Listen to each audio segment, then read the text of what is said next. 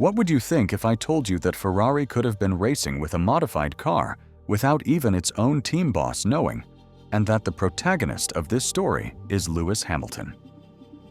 Today, we're going to uncover everything that's known about the mysterious discovery that infuriated Fred Vasseur and threatens to fracture the Scuderia from within. Fred Vasseur, with years of experience in detecting problems before they become public, decided he wasn't going to wait for any technical reports.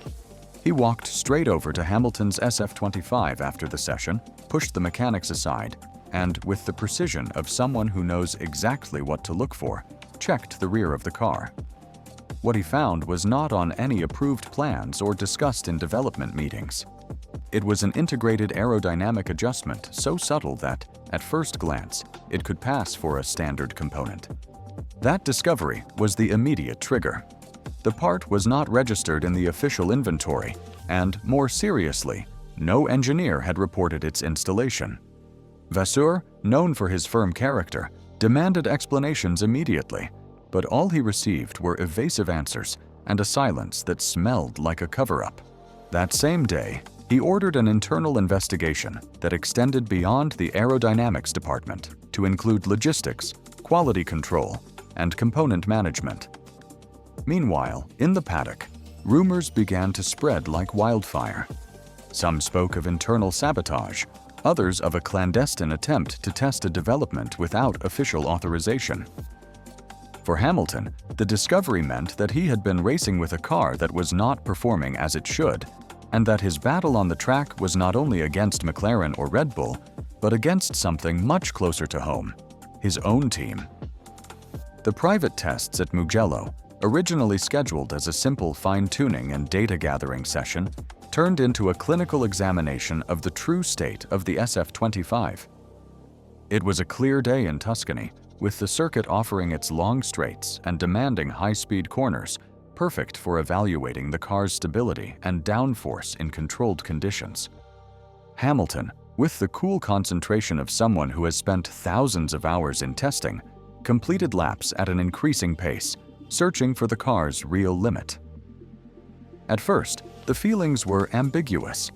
In the slow and medium sectors, the car seemed to respond with the expected precision, but as soon as the fast corners came into play, a disturbing phenomenon emerged. The steering wheel transmitted a slight instability, as if the rear end was not properly anchored to the asphalt. The Brit, accustomed to detecting millimeter-sized problems in the car's behavior, knew that this was not a simple tuning issue. The telemetry began to reveal what his hands had already felt: a progressive and constant loss of downforce in high-speed areas, especially in the second sector of the track, where Mugello demands a perfect response from the airflow and rear suspension. The data showed performance drops that could not be explained by wear or fuel variations alone. It was a repetitive pattern lap after lap, indicating a deep-seated defect, not a one-off failure. The engineers reviewed the settings and even simulated extreme scenarios to force a different response, but the problem persisted. The preliminary conclusion was devastating. It wasn't a bad setup, but a design flaw embedded in the architecture of the SF25. The correlation between wind tunnel data and actual track behavior was broken, meaning that many of the development decisions made in Maranello could have been based on misleading information. For Hamilton, that day was a bitter revelation. Privately, he confessed to people in his circle that the car not only needed adjustments, but a structural overhaul to be truly competitive. Hopes of finding a turning point at Mugello turned into the certainty that the season would be an uphill battle, and that what had been discovered in Austria could be just the surface of a much deeper problem. Technical analysis of the SF25, based on data collected both in races and private sessions, left no room for optimism. What at first appeared to be a series of poorly calibrated minor adjustments turned out to be a web of structural and conceptual deficiencies that compromised the car's overall performance. The first major critical point was in the rear suspension. Designed with the intention of optimizing aerodynamic load transfer to the diffuser, it lacked rigidity, which, under high speed and lateral load conditions, caused unexpected microflexing, These deformations altered the car's height relative to the asphalt, destabilizing the airflow under the flat bottom. The result was devastating: sudden loss of downforce in the fastest corners and difficulty maintaining traction on exit. In a championship where tenths of a second define positions, this flaw represented a time loss that was impossible to ignore. The second major flaw of the SF25 was in the correlation between wind tunnel data and actual track performance. CFD simulations indicated ideal behavior with perfectly balanced load and drag values, but on the track, those numbers fell apart. This pointed to a failure in the factory validation methodology, either due to errors in wind tunnel calibration or incorrect reading of the virtual models. The impact of this discrepancy was twofold. Not only were parts being developed based on erroneous data, but any subsequent improvements had to go through a costly and time-consuming real-world verification process before they could be considered reliable. Added to this was a thermal management problem in the rear brake system. The design of the cooling ducts, intended to optimize exterior aerodynamics, compromised airflow to the discs and calipers, causing temperature spikes that altered internal tire pressure. A minimal increase of 0.2 bar during a race was enough to alter the tire's contact point with the asphalt and degrade lap times. Finally, the hydraulic management system showed persistent weakness. It was not an obvious fault at first glance, but in extreme conditions, especially during rapid changes of direction, small delays in response became apparent, forcing the driver to correct in advance. This not only physically exhausted Hamilton and Leclerc, but also made more aggressive maneuvers difficult in qualifying, where every centimeter counts. Taken together, these problems painted a worrying picture. A car with championship aspirations, but designed on a platform that did not meet the real demands of modern Formula One. A car that, to compete against McLaren or Red Bull, would have to be reinvented in the middle of the season, a challenge as technical as it was political within Maranello.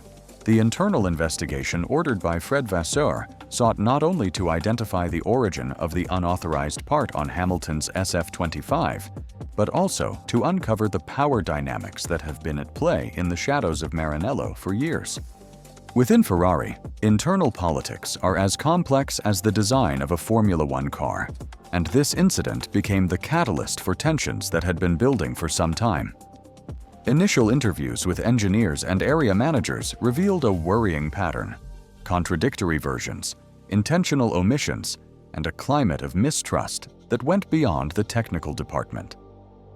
There were signs that certain groups within the team were acting with their own agendas, prioritizing personal or political interests over the team's overall objectives. Some veterans pointed to an old internal rift, the division between the more conservative engineers who advocated following a safe and proven development path, and the more radical sectors willing to take risks with aggressive innovations, even if that meant bypassing formal approval channels. Vasseur knew that the case was much more than a mechanical problem. If it wasn't resolved quickly, there was a risk that the public narrative would focus on a Ferrari broken from within, unable to protect its drivers and maintain control of its operations. What's more, the tight season schedule left little room to rebuild confidence. Every Grand Prix was an opportunity for rivals, McLaren, Red Bull, and even Mercedes, to exploit any visible weaknesses. The SF25 controversy comes at a time when every point in the championship is worth more than ever. With McLaren consolidating its dominance thanks to aerodynamic development that has been evolving since 2024, and Red Bull regaining ground on high-speed circuits, Ferrari cannot afford to lose any competitive edge. The unauthorized part incident, coupled with the structural defects detected at Mugello, threatens to divert critical resources toward resolving internal conflicts rather than focusing on performance improvements. A single retirement or a result off the podium at this early stage could mean missing the boat in the fight for the Constructors' Championship. And although the season is long, opportunities to make up ground are drastically reduced when direct competitors are able to introduce effective improvements at almost every Grand Prix. Vasseur knows that if Ferrari does not come up with a tangible solution before the European Tour, the rest of the year will become an exercise in containment rather than attack. For Hamilton, the picture is doubly complicated. His arrival at Maranello had been sold as the beginning of a new era, a combination of experience and hunger for titles that was supposed to bring Ferrari back to the top. But with the SF25 in doubt, his personal narrative risks becoming that of a champion trapped in an unstable project. Every weekend that McLaren or Red Bull beat him becomes an argument for those who doubted his signing, and that external pressure, added to the internal pressure, could affect his performance and his relationship with the team. On a strategic level, the incident could even influence the future driver lineup. If the tension between the internal sectors of Ferrari intensifies and Hamilton feels that he is not being given a car capable of winning, there would be no guarantees beyond 2025.